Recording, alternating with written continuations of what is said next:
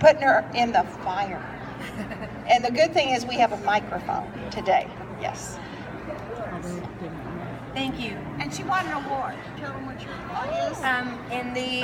In the category for for modern quilting, I won a 3rd place with my red wedding quilt, and I won a honorable mention. No, 3rd place with my improvisational triangles and an honorable mention with my red wedding. So I have 2 quilts with ribbons on. Very nice. Okay, so I've been a member of the Austin Area Quilt Guild for probably about 3 years, I think, and I'm also a member of the Austin Modern Quilt Guild. And so I was invited here to come and talk about modern quilting. And a lot of people wonder, what is modern quilting? I think it's getting more and more noticed, and improvisational is coming out everywhere. But I want to talk a little bit about what is considered modern quilting. There are characteristics of modern quilts that are recognizable. They are inspired by modern designs. So you might see them inspired by architecture, graphic arts. They use a lot of bold, solid colors and prints. So you may see not a lot of colors, but you'll see some very bold, striking colors. Another is high contrast in the graphic designs. You'll see black and white, and it's really visible and it's really striking. Minimalism. You'll look at a quilt and think, well, there's hardly anything there. But when you stop and look at it for a while, you'll see that the blank space kind of gives your eyes someplace to rest and focus, and then you'll see, what they were going for. Minimalism is also the expansive negative space. Alternate grid work. Most of the traditional quilts that you see are based on a really recognizable grid. With alternate grid work, a modern quilter may do an initial layout on a traditional grid and then just start taking things out. And it changes the grid to where you'll have spaces that don't have anything in them, but they're there for a purpose because you're taking away and trying it out and coming up with something that's really overall very pleasing. Modern traditionalism is also modern quilting, where people take a traditional block and modernize it. It may be simplified. The scale may be changed completely. I recently saw a quilt that they had taken a card trick and blown it up, one card trick, to the whole size of a quilt. And it was just beautiful. It was just really striking. It looks really simple, but it's thought out and it has that modern appeal. So if somebody has a modern lifestyle, modern decor in their home or apartment, they may want something that blends in with that more than a real traditional quilt. Improvisational piecing is another very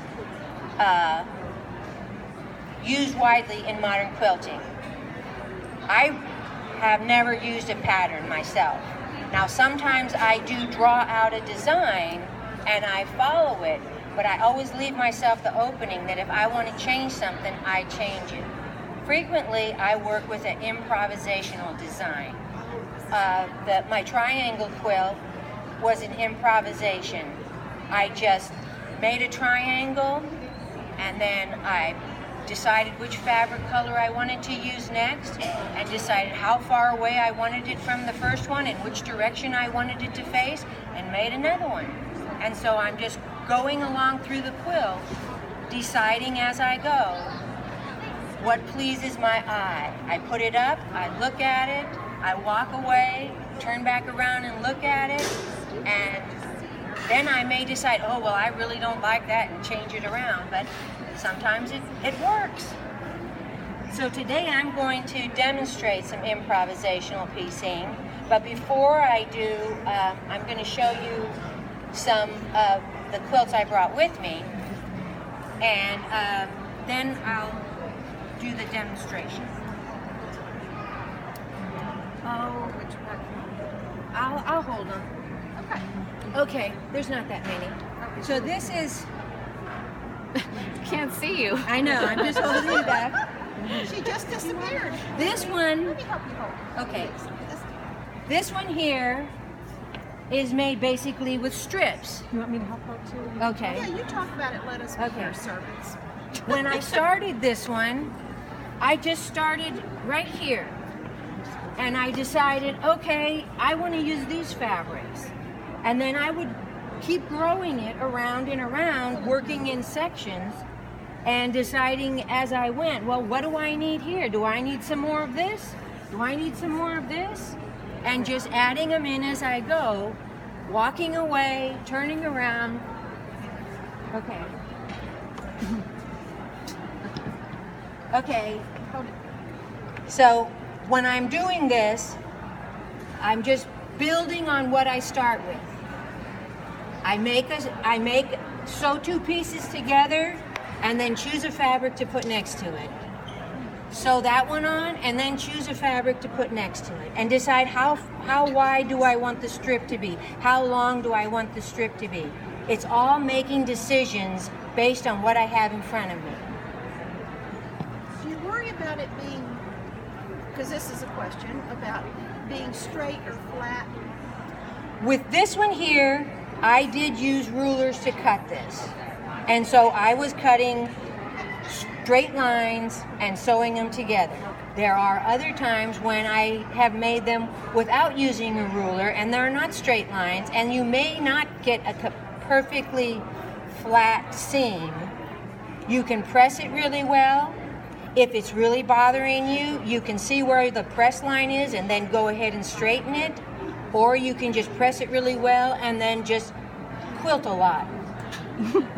And believe me, there's quilts out here that, you know, the pieces aren't even sewn together, but they quilted a lot.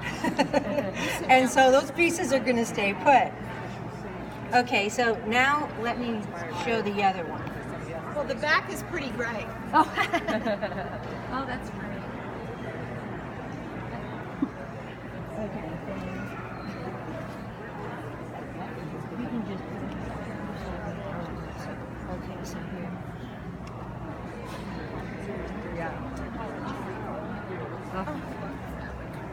Oh, it's Okay. beautiful. This one is Anna Maria Horner collection, Luminous, almost all, and it's a thread-dyed fabric. So it's very, very brilliant colors. This is basically made on a log cabin design. Right down here. You've got a long cord there for like pull. Yeah, there you go. I'm tied up in my wire. Just take your time. You know, it reminds me of mattress plaids. You're too young to probably know that. Me? Too much for mattress? Well, No, she's doesn't not. it? I Doesn't it don't remind think you all so. of mattress? Yeah. I think I'm making it worse.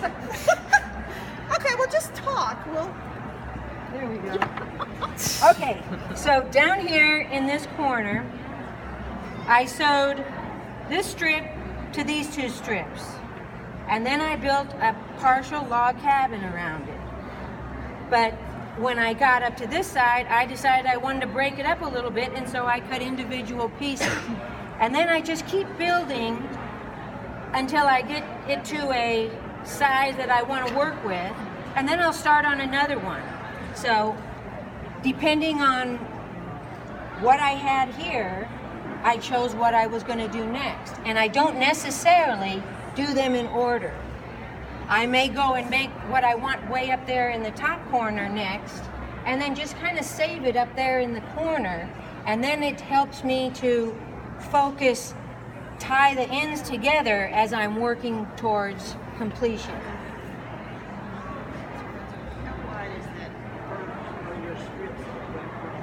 Looks like about 16 inches, 12 inches. You I mean guess you're talking about what you're feeling as a row. well, it varies because it just depends on what I decide to put there. So you don't necessarily make I all don't 12-inch I don't blocks. make No. yeah, this is not made with block by block. And you'll see every once in a while there's a strip added in, like this one here ends here and there's a strip added in. Well, that section wasn't as long as the one next to it, so I added something. So they could go together. So they could. Well, it's not What's the question? random. It's really carefully thought through and decided on, because there's some fabrics that I would decide, oh, I want this one to be fat because I want to show this section of it. And this is really basically fussy cut, because I pick out sections of the fabric and say, this is what I want to feature in this strip. But it's not a pattern. No, it's not a pattern. It's just me doing it as I go. It's a process more than a pattern. Okay. Which is hard for older quilters because we are initially independent, dependent